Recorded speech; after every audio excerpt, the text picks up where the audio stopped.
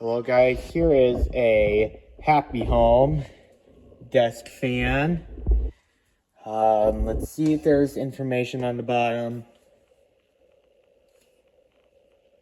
Nope, but there is an H7 on the bottom.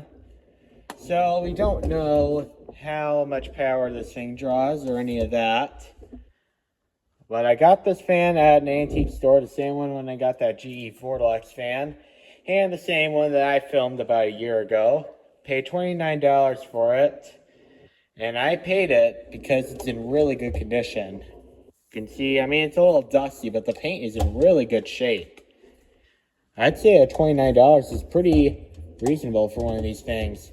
However, one thing that does decrease in value is the fact that there is a broken guard. There's a ring that's supposed to go around. Oh. Shoot, there's a piece of tape on the bottom of my boot. Alright, got it off now. But here's the other piece in the guard. It's supposed to be kind of like that, and it just broke. So I'm going to have to fix that. And also, there's a broken slot right there, so that's going to have to get fixed. But I do find that Gorilla Glue is pretty good with fan guard repairs. And the cord right here is a typical non-polarized, non-fused plug. So it's still fine. I'm not going to replace it. If it was frayed, I'd absolutely replace it. But this is a pretty cool fan. It runs beautifully, and it's in really good condition. But it's kind of a shame that the guard is broken on this thing. But I just plugged it up, so now let's go ahead and turn this fan on.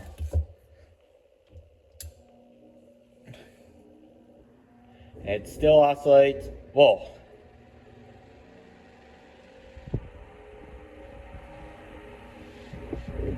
I really don't like the way the cord is.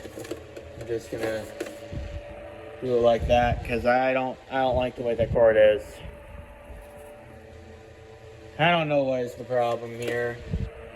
Being that the fan is busted, I really don't like the way the cord is on there, so I'm probably just gonna have to.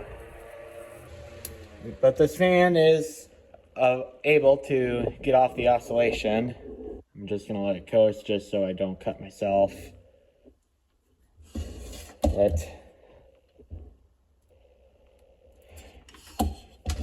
the way how you turn these off is this screw right here is supposed to screw off, and that's how you off the oscillation on these. Not gonna lie, I find that a little bit sketchy, but they probably just didn't know about the more modern ways of doing it. But this fan right here is pretty powerful. I'm going to turn off the oscillation on this because I don't feel comfortable the way the cord is, the guard is.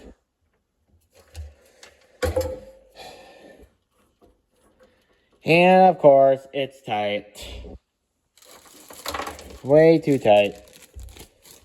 I don't want to put pliers on this, but I'm going to use a pair of pliers and a bag to protect the metal.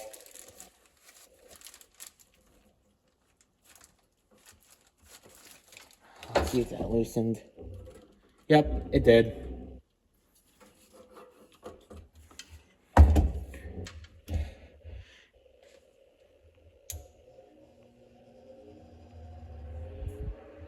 Stay in the center.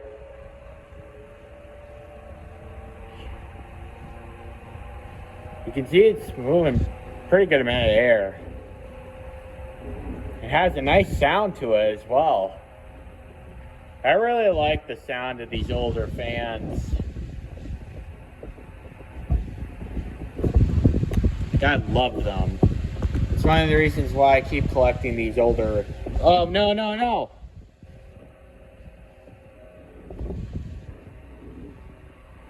Yeah, I'm probably going to have to shut that off before the cord gets ruined. Oh. Yeah. I'm turning this thing off because I am not going to have anything bad happen.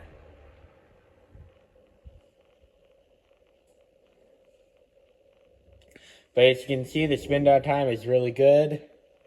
Really, the only thing that needs to get fixed is the guard. But I think I'm going to make a separate video on fixing the guard because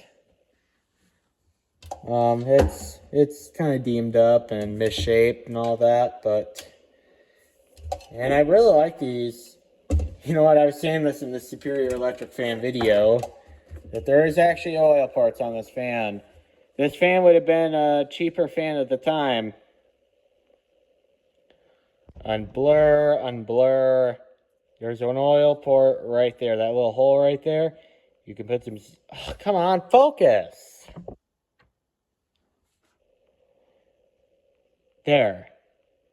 So there's a hole right there for oil. There's also a hole for oil on the back right here. Says oil. So these fans were fixable, even the cheap stuff from the time. I don't know when this fan would be from. I'd say probably the 1950s and the 60s. And it certainly has their cheaper elements, such as, well, at least the base is pot metal. But I think this whole fan right here, except for the blade and guards, it's all made of pot metal. So if it's made of pot metal, you gotta be really careful because that's a fragile material. And you definitely don't want to break it because it would be a major disappointment if it does break. So anyway, I'm gonna wrap up this video and I am out.